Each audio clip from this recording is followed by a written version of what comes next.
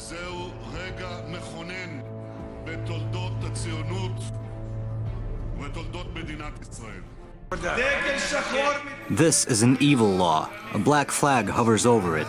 This is a law over which hovers a black flag.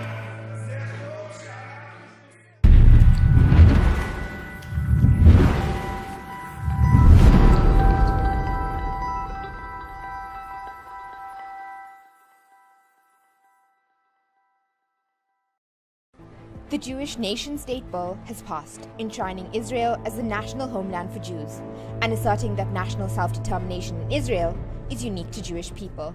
Israel already outlined itself as both a Jewish and democratic state in 1948. So what does the bill actually say? יש רק לעם היהודי. דגל, המנון, הזכות של כל יהודי לעלות לארץ, וסממנים לאומיים אחרים, אלה מוקנים רק לעמנו. The bill declares that an undivided Jerusalem is the capital of Israel, and advancing Jewish settlement is a national interest. Hebrew becomes the official language while Arabic has been demoted. It gives every Jew the right of return to Israel and anchors Jewish symbols such as the flag, menorah, Hatikvah anthem, Hebrew calendar, Independence Day, and Jewish holidays as national ones. After the law passed, Palestinian Israeli lawmakers tore copies in protest, calling it an apartheid law, and were removed from the Knesset. The nationality bill is a hate crime. They are totally discriminating against the Arab citizens, against the Arab minority, with racist articles. So what does the nation-state bill mean for non-Jewish citizens? There are a number of laws that already discriminate against Palestinian Israelis, who make up 20% of Israel's population. It's important to remember that the new legislation actually follows on after decades of systematic discrimination in land ownership, housing, culture, education, citizenship rights, and so forth. But the Jewish nation-state bill becomes basic law, which guides Israel's legal system, and legislators have refused to include the right to equality. Critics say the bill is undemocratic and advances ethnic superiority, further reducing the rights of the Palestinian Israeli population, legally making them second-class.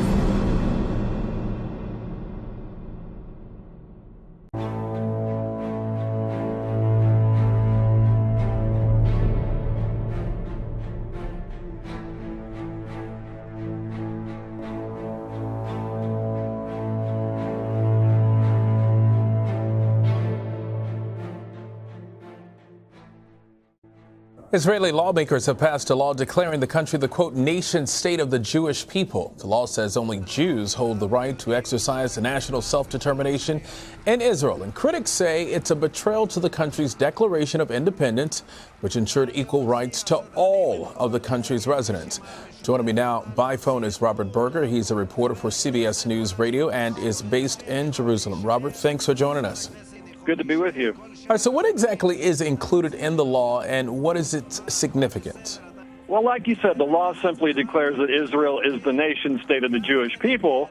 That might leave Americans scratching their heads because it's kind of a given, but it formalizes the concept that Israel is a state for the Jewish people. Now, that raises the question, what about Israel's minorities, such as the Arabs, which make up 20% of the population? And, it may be more significant what the law doesn't say. For instance, it doesn't include the words democracy or equality. All right. What's the reaction been to it so far? Extremely negative. The Israeli Arabs have described it as a racist law that borders on apartheid. And the Israeli opposition says it goes against Israel's democratic and moral values. Many political analysts here are saying it provides ammunition for Israel's detractors who accuse the Jewish state of practicing apartheid. Robert, several Middle Eastern nations have already publicly condemned Israel for passing what they are calling a, quote, racist law. How could this legislation impact Israel's position on the world stage? Well, it's probably just a storm that will blow over pretty quickly. Israel's standing on the world stage is bad anyway, so its allies like the U.S. will continue to stand with Israel, and its adversaries like, say, Turkey will continue to criticize everything Israel does. So why now? Why did the parliament choose to pass this law now? Basically, it's just internal Israeli politics. Prime Minister Benjamin Netanyahu is simply trying to appease his right-wing coalition partners and keep them happy. And how could it impact future attempts at a two-state solution? I don't think it'll have any effect at all because the law deals with the state of Israel and not with the Palestinians on the West Bank and Gaza Strip, which are not officially part of Israel. The territorial issues surrounding the two-state solution are a lot bigger and more problematic than this law, which is basically symbolic. Our very own Robert Berger in Jerusalem. Robert, thank you. Thank you, DeMarco.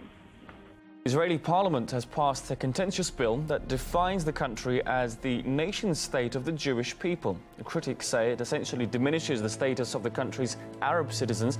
Let's get more now from Paula Salier. Controversial law, Paula. What are people saying about it?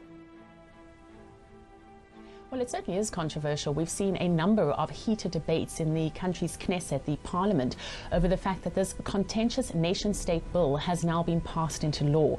Now, what this effectively means is that enshrined in Israel's basic law will be the idea that Israel is recognized as the historic homeland of the Jewish people and that they have exclusive right to national self-determination. Now, supporters of the bill say that it essentially equates Jewish values with democratic values, putting them on an equal footing. But critics, and there are several, if not many, they say that it effectively discriminates against the country's Arab population and other minorities. The bill also says that Jerusalem is the capital of Israel. It says that the official calendar is the Hebrew calendar, and it recognizes Jewish remembrance dates. It recognizes the Israeli version of Independence Day and Jewish holidays. Now, when it finally was passed in Knesset, it saw a lot of anger and reaction, particularly from Arab members of parliament who essentially ripped it to shreds. Take a look. This is an evil law. A black flag hovers over it. This is a law over which hovers a black flag.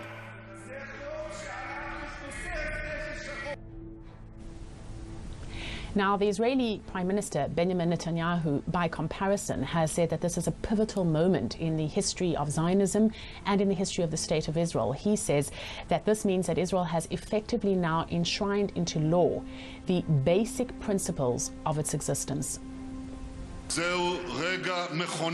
This is a historic moment in the history of Zionism and the history of the State of Israel. Israel is the national state of the Jewish people. A national state that respects the rights of individuals, the rights of all its citizens. And in the Middle East, only Israel respects these rights.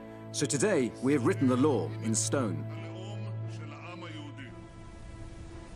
Now, the bill was first proposed back in 2011, and over the years, controversial as it is, it has seen a number of rewrites and parallel proposals.